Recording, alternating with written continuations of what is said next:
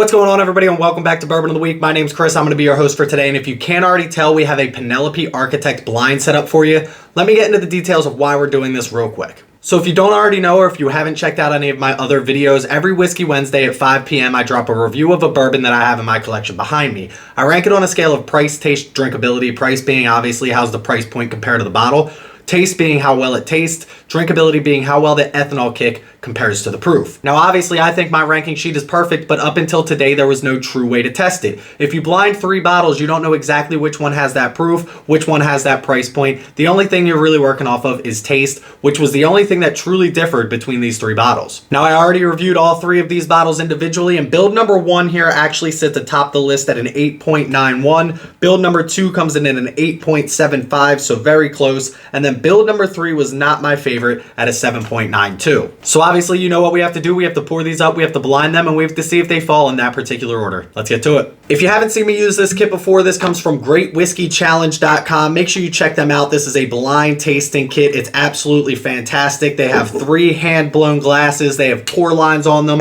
and they have these tags as well that go along with each. So we pour A into A, we'll pour B into B, and C into C.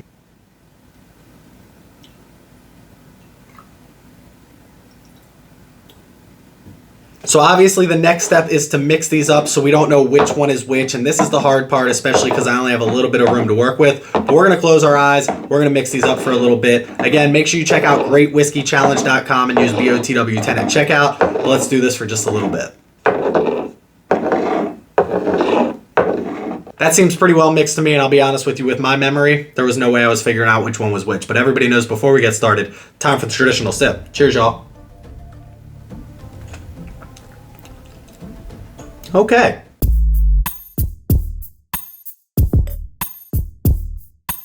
So I'll go ahead and put all 3 of my videos to each individual review in the description below, but what we're going to do here today, we're going to talk a lot less about these bottles than we do during a traditional review, but I do want to tell you a couple things about why I liked one bottle over another as we get into our second sip here.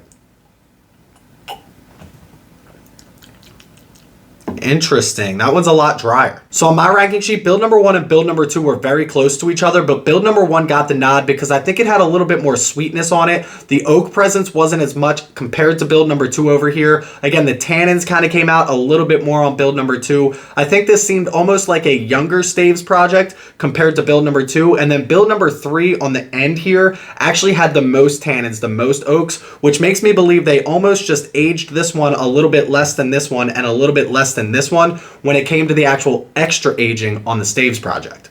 So I'm hoping I can replicate that here with build number 1 being very sweet, build number 2 giving me a little bit of that oak, and then build number 3 giving me more of those tannins. And again, by no means are any of these bad when it comes to the flavor profile. I'm just hoping that I can pick them out so that I can say, yes, this is right, or maybe no, I got it wrong. So we had glass 1, we had glass 2. Let's go over to glass 3 here and see what we think. And just so you know, I close my eyes and I cover the letter on the bottom. I use a phone to film so I can't actually see my screen, but this is more for you so you guys can't tell until the very end.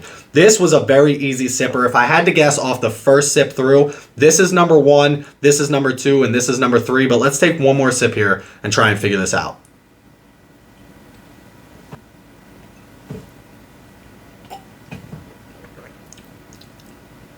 This middle one is giving me a big Kentucky hug compared to the other 2. I gotta say that this is number 3. And again, it's just not my favorite when it comes to that flavor profile. Build number 1 and build number 2 being very close, which I think are these 2. I gotta have at least one more sip before I can figure this out.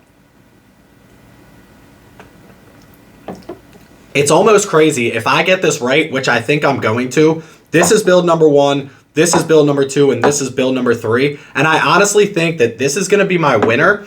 This is going to be my second place, and this is going to be my third place because it's just so easy to pick out those oaks and those tannins. And again, if that's what you love, then this is going to be the one for you, which I think is build number 3. But let's get into this. Let's take one more sip, make sure they're in the right spot, and then we'll figure out which one's which. Sometimes I focus too much on what I'm going to say in the video that I don't actually focus on sipping, so I'm going to actually focus on this for these last couple of sips.